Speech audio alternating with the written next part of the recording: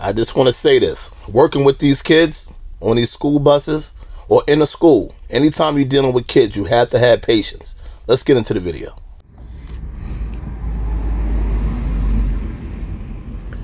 YouTube, what up, what up, what up? Welcome to the channel, CDL Talk TV. I'm CDL Said, back in another video, straight to the point. Big shout out to @Ralph06W. @Ralph06W. If you're watching this video right now, man, if you on the channel right now, this video is for you, bro. Alright? If you're watching this video, this one is for you. You requested it, and I think it's a good request that you had for me to drop this video. I think you requested a good video. I wasn't going to drop no videos about the kids and how it is working with the kids on a bus, but you wanted to know, how is it dealing with them kids on a bus, their behavioral problems, etc., the whole game. Well, first of all, I just want to say this. You got to love what you do. First and foremost, man. You got to love what you do. It's not about the benefits, the pension, the sick days, the paid holidays, all that nice stuff that come with it, the breaks in between, paid for this, paid for that, all that good stuff that come with being a school bus driver. It's not about that. It's really not. You got to love what you do. Because let me tell you something. It's all about them kids. It's all about them kids. Real talk. And this is a real serious video. I'm not playing with y'all with this one. I'm not going to joke. I'm not going to crack any jokes. It's not going to be nothing in this video to make you laugh. It ain't going to be none of that. This is not for play. This is not for play. This is for real, for real. Okay? You're going to be dealing with children that have problems. Okay? They're going to have behavioral problems. They're going to have health issues. They're going to have a whole lot of things wrong with them. Okay? They're going to have... It's going to be so many different things that you're going to have to deal with these kids. They're going to come to school sick. They may have colds. They may have fevers. All types of things. Okay? All types of things. That's what I'm saying. You got to love your job. You got to love what you do. Okay? Because these kids will come on a bus. They act up. They might be having problems at home. Okay? I've heard so many stories. I don't even want to get into it in this video. Okay? They can have problems at home with their families. They could be neglected kids. They could be so many different things that are going on with the children on school buses. And you as a school bus driver and your attendant that you work with. Now, there are buses, the big buses that we do have. Our big buses where I'm at, I'm in Brooklyn. In Brooklyn, we have the small buses. Right? The small buses that we have in Brooklyn, Staten Island, these different places, these small buses deal with the children that have behavioral problems, medical issues, things like that. That's what the small buses are. Big buses have the kids that have these issues too, but not many. A lot of the big buses for general ed. General ed mean these are kids that doesn't have no issues at all. These are just regular kids. They can be dropped off at the corner or wherever, and they can just walk to their houses. Those kids are fine. Okay, but we do have big buses as well that does deal with children, the special needs kids. Let's call it that, the special needs kids. Okay, our big buses are located in Queens. Okay, so if you're in Queens and you want to drive a big bus, then you would go to Queens. All right, but we have our small buses in Brooklyn, and we have our small buses in Staten Island, and we have big buses and small buses in the Bronx. So, you know what I'm saying? The small buses, though, are mainly for the special needs kids. Small buses have the attendants on them. Big buses too, but all the small buses have attendants. Okay? Because these kids of special need, they cannot be left on a bus by themselves. While the driver is driving, somebody need to pay attention to the kids. And that's why we have attendants to look after the kids while the driver is driving. Okay? So now, like I said, you got to love what you do. Because you're going to get kids. And I'm keeping it real with anybody out there that want to drive a school bus. I'm not going to sugarcoat it.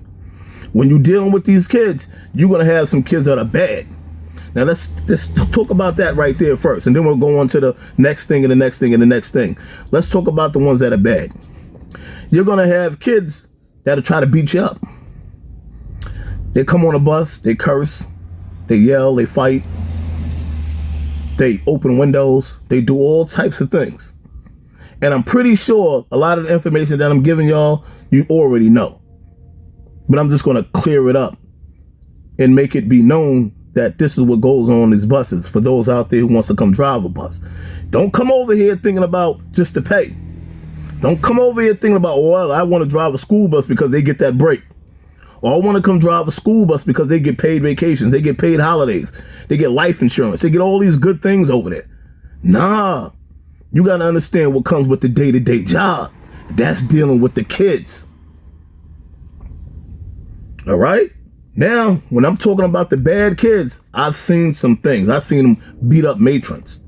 I've seen them break windows, open up the back door of the buses driving, throwing things, fighting with other kids, spitting, yelling. Yeah. Yes. Those are the kids that have behavior problems. And they could disrupt the whole bus because it could be one kid on that bus. All the other kids are quiet. It could just be that one kid. And another thing too, as a school bus driver and an attendant, you have to have patience, man. You have to have patience. Okay? You have to have patience.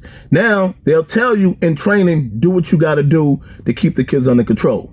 That doesn't mean hit them. That doesn't mean curse at them. That doesn't mean do any of that. You're not allowed to put your hands on none of these kids. You're not allowed to curse at these kids. You have to do what you got to do to keep the bus under control so everybody gets home safe. You got to have patience and you have to love working with children. That's facts. Okay? So those are the bad kids. Okay? They're going to do some things that you have never seen done in your home or in your family or with any other kids. You're going to see them do some things. And you're going to be like, wow, really? And another thing too, you're going to come to work some days not in the mood. I'm keeping it a buck with y'all because I've done it plenty of time where I woke up in the morning, wasn't in the mood. Tired, maybe I went to bed last night, maybe I had a route that I did last night that finished late, got home late, woke up cranky. Trust me, you're going to come to work and you're not going to be in the mood, but you have to be able to control yourself, stay calm, have patience. I'm telling you, you have to have that. Because if you don't have that, what's going to happen is you're going to flip out. You're going to say something to these kids. They're going to go back and tell their mother. Then you got a problem.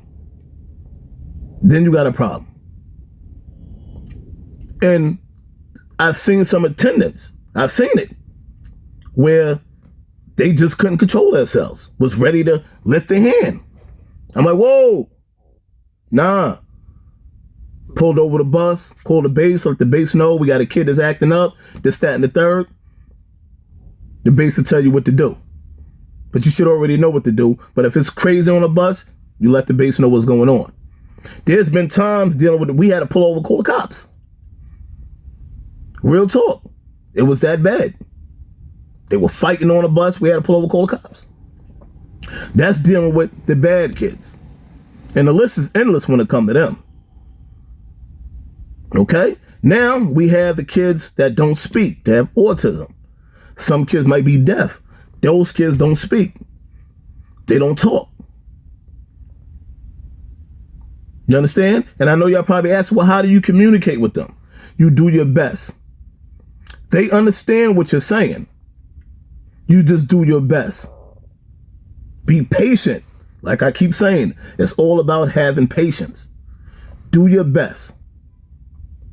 Because these kids will be trying to tell you something. They may come to school with a cold. They may have a stomach ache. They may have a headache. They may, whatever can be going on with them. Sometimes they come on a bus, they crying.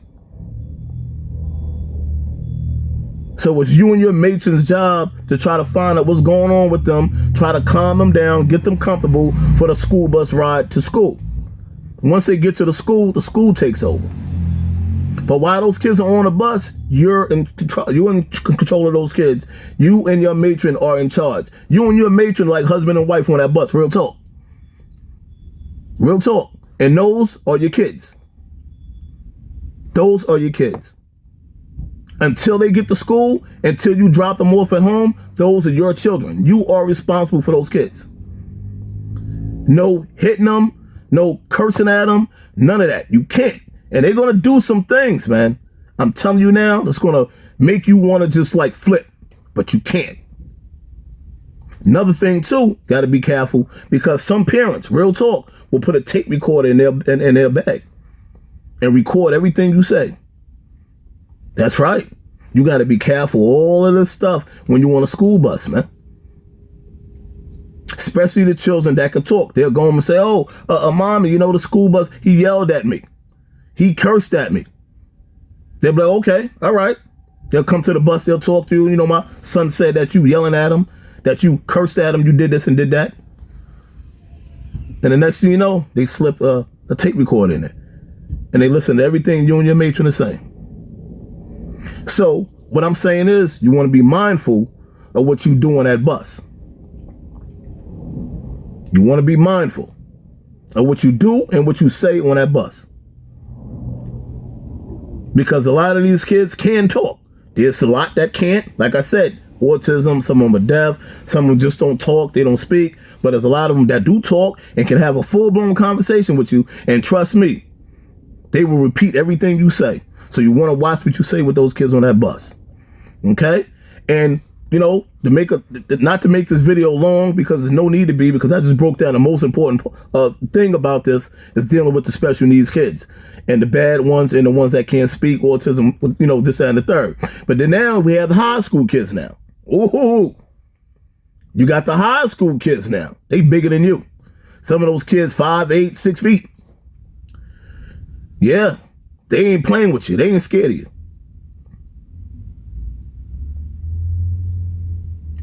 You know what I'm saying? So there ain't no fighting with them. Ain't no going back and forth with them. You have to do your best to keep the situation under control. That's it. Even if you have to separate the kids. You see they back there wilding out, put 1 or 2 in the front that's acting up, put the other ones in the back, let the matron sit in the middle where she's supposed to sit anyway. And that's it. You have to do what you have to do to control. So yes, we deal with babies. We deal with middle school kids, high school kids, kids with this, kids with that. We deal with it all out here. I've been doing this a long time. So I know what to deal with out here. I know what to expect.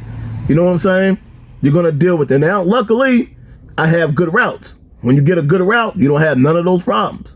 You get babies, they in car seats, they sleep the whole ride. Perfect. Good route. Just like this route I got right now. Small kids, they always sleep. Matron back there chilling, not much to do. But then you can get a route where the kids are wilding out.